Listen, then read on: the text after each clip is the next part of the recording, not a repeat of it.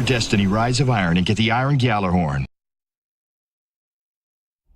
These crimes were committed by law-abiding citizens. The same pattern is repeating around the world, so there could be an overriding factor, perhaps a paranormal element. Are you talking about magic? The single most powerful conduit of evil in the history of the world. I will remake the world as I see fit. There are things that are beyond us. And that's why the Justice League Dark is there. Justice League Dark is what it sounds like. It's the dark side of justice. A group of supernatural heroes who band together loosely to take on occult threats, supernatural threats, threats that the real Justice League may be powerless against. This is the first time that we're actually going to explore the supernatural side, and not just supernatural as in villains, but actually supernatural as in heroes. It's pretty interesting seeing heroes working on the dark side of the fence. You get to see them do things that the Justice League couldn't do. And it's intense, it's scary. I wanted it to be more like a horror film. I've given birth to the devil. A lot of thrills, a lot of frights. It's a fun ride.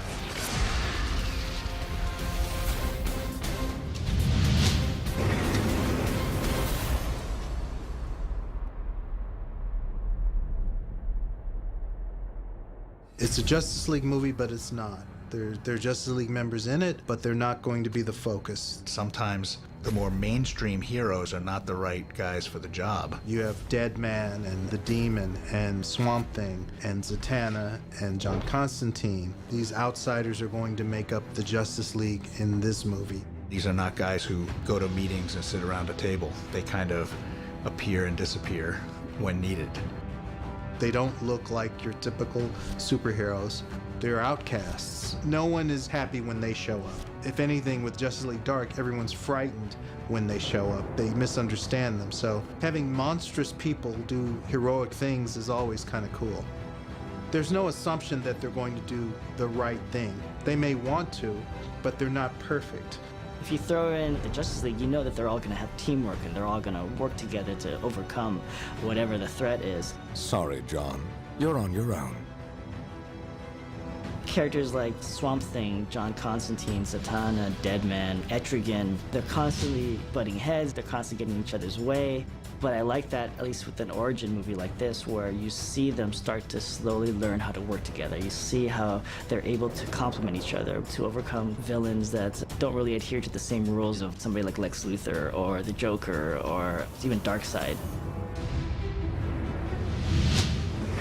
The action in Justice League Dark, I tried to make it as over-the-top as all of the fighting games and video games that I played and a lot of the anime that I watch. Visually, we knew we wanted this not to be the same as a regular Justice League movie. Because of the involvement of magic, we needed to represent that in a physical kind of way. So Jay came up with the idea of using the runes to personify the magic. And each character kind of has their own special designed rune, which appears whenever their magic is being used.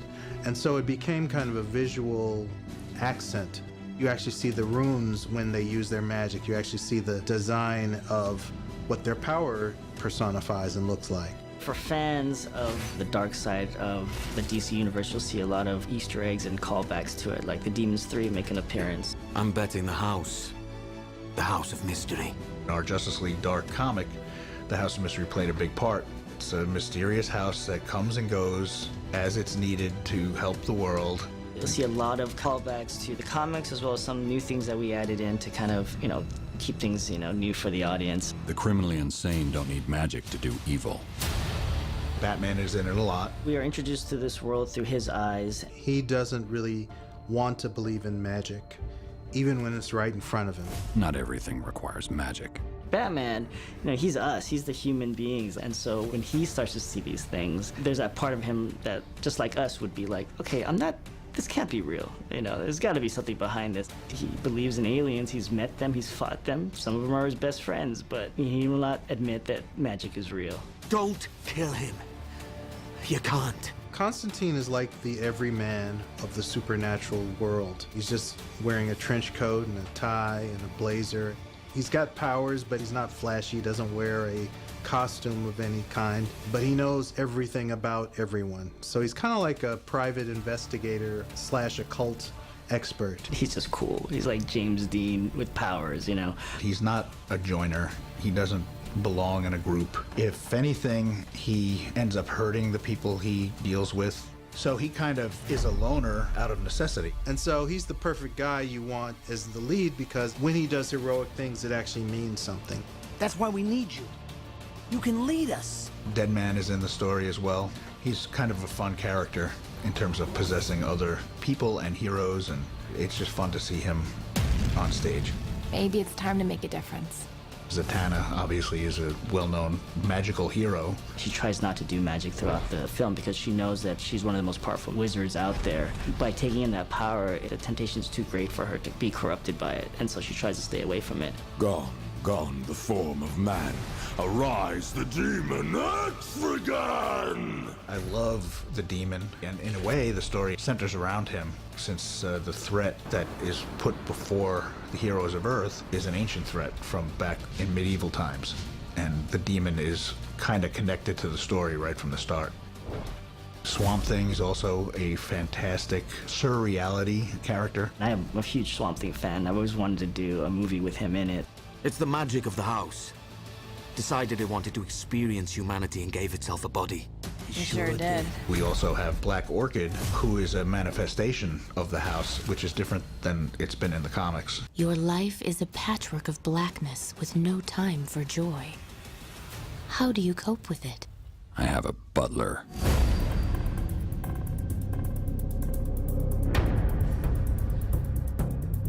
No two ways about it. We need to get close to have a chance. I expect the worst, so I prepare for the worst. We were able to line up Matt Ryan, who played Constantine on TV.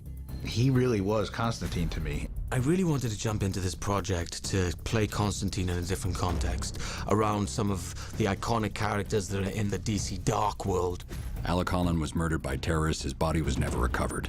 Innocent lives are at stake. I think it's one of the best Justice League scripts so far. Do you see why I can't do what you do? She always has to say how she feels in the situation. I could kill him. Little late for that, my friend. Sweet! Batman's heard of me. Why are we in the middle of a godforsaken swamp? To smash your skull is what I crave! They're everywhere! Everywhere! It's a different kind of story than what we've done in the past with just fighting aliens or fighting Lex Luthor or supervillains, but now we're dealing with, villains who want to take your soul. I think fans can expect the unexpected. You don't consider the cost. Now, John, there's no time. Here's what real magic looks like. I like the action. Move! Fine and dandy. Let's take a walk on the dark side then.